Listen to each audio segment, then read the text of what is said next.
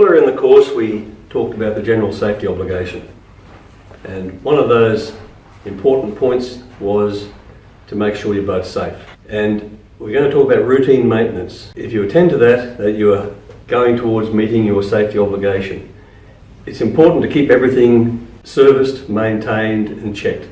Do your pre-departure checks. Before you go, check your steering, check your fuel, check your bilges, check your propulsion systems, check your electronics, and don't forget to put the bungs in. All these things are very important. The information following goes into a really great detail about the sort of checks you can do around your boat on a regular basis. Really important you do that and you follow up with the information that's within the course in written form, familiarise yourself with it, and by doing that and by following the procedures you will be meeting your general safety obligation. In addition to your regular motor servicing, to ensure that you have an enjoyable and safe time on the water, you need to do some basic maintenance checks before you leave home or the marina. Some of the points we're going to cover are motors, fuel, electrics, steering, accessories, lights, bungs and bilges and bilge pumps, tools, spares and expiry dates. When you're checking your motor, always ensure that your oil level is up high enough by checking to make sure that the level is between the two dots on the dipstick. Make sure it's secured back there. If you do need some oil, then use the manufacturer's recommended grades and top it up via this plug here. Then we go to fuel. We need to check to make sure that our primary water trap filter here hasn't got any water in it, and that the fuel bulb here is clear. And then check your hoses and your bulb to make sure that the hose or the bulb is not perished, and of course even the hose clamps, make sure that they're secure and they're not cracked or split. From there we check our secondary filter just over here, and then just do a visual around the motor to make sure you've used the motor. Make sure that you flush your system. In this particular motor you have two flushing adapters, one here and one at the front here, to ensure that you remove all the salt and contaminants out of your cooling system. Another way of doing it is using a set of ears on your leg. By attaching the hose here, it's forcing the water up through this area here, in through the leg and all through the cooling system. In different boats you have different types of steering, such as cable steering, chain steering, and in this case we have hydraulic steering. It's a single ram in this particular arrangement, and what you need to check here is for any signs of weeping of hydraulic oil, and ensure your fuel cap is secured. The vent needs to be clear to prevent a vacuum being formed in the fuel line. The emergency fuel shutoff here needs to be accessible, easy to be undone, to give you access to not only your emergency fuel shutoff, but also to check to make sure that the valve works, that the hose clamps are okay, and if you can see the lines underneath here fairly well, make sure that they're not perished or leaking fuel. Check to make sure that there's no fumes being emitted as well, because those fumes are extremely inflammable. Your batteries need to be checked on a regular basis to make sure your terminals and your connections are tight. Also check to make sure that your condition indicator is in the green to ensure that you've got a fully charged battery. Your batteries need to be in a battery box with a lid such as this and a security clamp to hold the battery down so it can't fall over, or even with the lid so you can't drop things on across the terminals. These batteries need to be fully charged, so to maintain that charge you have a battery isolator underneath here. When you're not using the boat, turn that battery isolator off so you're not running your power through the rest of the boat while you're not using it. With your steering, ensure that you've got movement from lock to lock. Even check your motor to make sure you haven't got any obstructions there to impede that steering. If you feel that the steering is getting a little bit ratchety, undo the cap here and just put a small amount of steering fluid in there, and then make sure that you remove all the air out of the system by once again going lock to lock, and then top it up again and do it again. Make sure you wipe off any excess that might run out of it, and make sure then that you screw the cap on nice and tight. Make sure you've got no drips anywhere at all. Then we go to the accessories. With the plotter, make sure that everything is working on there, that your speed indicator is there, your depth sounder is reading, and then also your engine management gauge. Make sure that you've got your speed and how much fuel you've got, and then you can just scroll through. In this case, you can scroll through and all the different things that you might have on your engine management gauge. Check if you've got a horn to make sure it works. And then make sure when you finish on the day that you turn everything off. And make sure that everything is turned off. Whoop. Make sure you check your nav lights by turning them on here. Go up and physically have a look to make sure that they're turned on. And then the running light above us, make sure that it's on as well. When you go into partially smooth and open waters, you need two forms of navigation.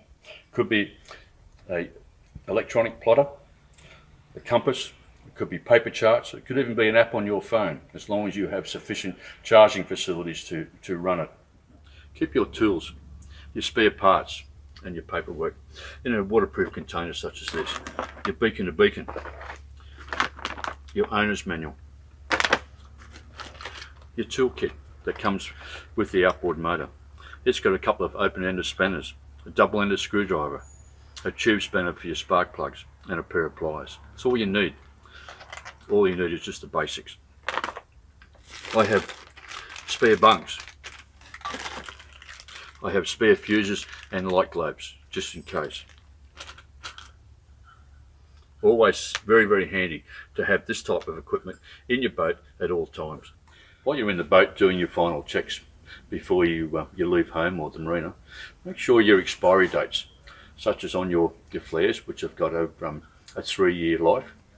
Make sure your manufacturer's date to the expiry date is well in the parameters of when you're going out.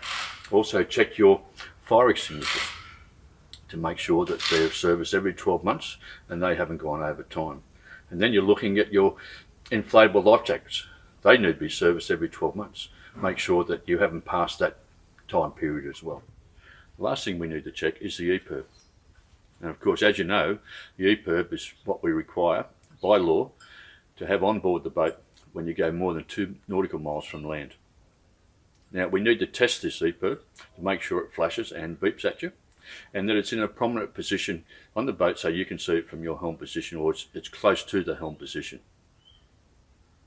It's always a good idea too to, when you receive the piece of paper after you register the EPIRB, is to laminate it and keep it in a waterproof container, such as where we had the owner's manual and beacon to beacon and so forth. So that if you do get asked to produce identification or proof that your EPIRB is up to date and your information is up to date, you've got it there on board the vessel. Once all this is done, then I suggest that you do a final walk around the boat, make sure that everything looks good and is right and secured before you travel on the road. Prior to getting on the water, we need to do some preparation. We need to make sure that the coupling is attached to the car correctly. We need to make sure that the pin's in place. We need to make sure that the braking tab is released so that we've got individual braking with the trailer. Make sure our electrical is connected. Make sure our safety chain is connected. A very important thing here too is to make sure your jockey wheel is up and locked away in position, so it's not going to affect if you go over speed bumps and so forth. Now we have a winch that needs to have the boat nice and secure, and a safety chain here just in case the wind strap breaks or something breaks on the trailer, the safety chain is going to support it. Here we have the registration numbers. They have to be a minimum of 150mm and a contrasting colour to the colour of the hull. On recreational vessels, we'd have a registration sticker that would be adjacent to the port side numbers. And the tyres are pumped up, our bearings are greased and are working quite well. And then we work our way around to our trailer lights. They need to be working. You need to check them with your wife or another person so you know that they're in good working order. You'll notice here that the trailer is secured by a safety strap that holds the back of the boat down to the back of the trailer.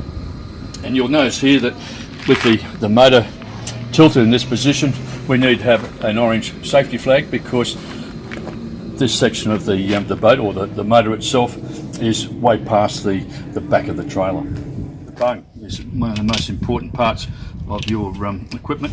You need to make sure that it's secured prior to going anywhere near the water. I'd also check your prop, make sure your castellated nut is nice and tight with the split pin still in position. If you've got any marks on your prop, I would suggest that you file them off or clean them up so that you don't create vibration. I'm a great believer of using inox or WD-40 around the outside of the motor to protect it. And then when you start the motor, make sure you've got a telltale, and so that you know that you've got plenty of water going through the system. On small outboards, we have tiller steer arrangement as opposed to hydraulic steering as in the bigger boats or in cable steering that you see in a lot of older motorised cruisers. Here with this tiller arm, you normally have a throttle control on the end of the handle, and with this particular one you have a gear lever on the front, or you can have a gear lever over on the side. With this particular model outboard, it's got a safety lanyard that you put on in rough conditions or in times when you've got inexperienced people driving the boat. It's a very, very important function because if something happens to you and you let go that tiller arm, you're going to shut the motor down, and hopefully it could save your life. Also too, we have a fuel connection that's connected to the front of the boat. We have a fuel bulb that is quite susceptible to the UV rays and does perish over time. Hose clamps need to be tight. You need to check the hoses to make sure that the hoses aren't perished, because if they are, they let the air in, which means it's going to let the fuel out, and you're going to have fuel in the bottom of your boat, which is quite a dangerous situation. The first thing you do when you bring passengers or crew on board your vessel is to point out the location of the life jackets, and in this case, under this helm and this one here, if you've got them in side pockets or underfloor hatches and so forth, you must have labels such as that there. The second most important thing is to make sure that your passengers and crew know how to put your life jackets on. In this case, you put it on sideways, put your arms through the straps, pull it down tight, and then secure it. In this case, we've got buckles, so we just clip it on such as this, and then make sure that when you jump in the water, that you grab hold of it at the top here, lock your elbows into your sides so you don't pop your shoulders, so that you don't injure yourself. To take them off, it's just the reverse, of course, and then have fire extinguishers in the corner here, and a fire blanket over here under this seat here, and you can see by the stickers on the side here, we have our first aid kit. Under this seat we have our flare container and boiling bucket, and in a recreational boat, a flare container would look similar to this. It contains your inshore flare kit, your V-sheet, your signal mirror, and possibly a whistle and so forth. If you're out in the bay or in open water, I would definitely have a VHF radio on board, and I normally leave it on channel 16 because that's your emergency call channel. You can call your coastal stations such as VMR or the Coast Guard or other vessels, and then you would go to a talk channel such as 732181, one of those. I hope you found that informative. A walk around the vessel All that information, very useful. And remember, there is information below in the table within the course. Take the time to read it, take the time to follow it, and meet your general safety obligation.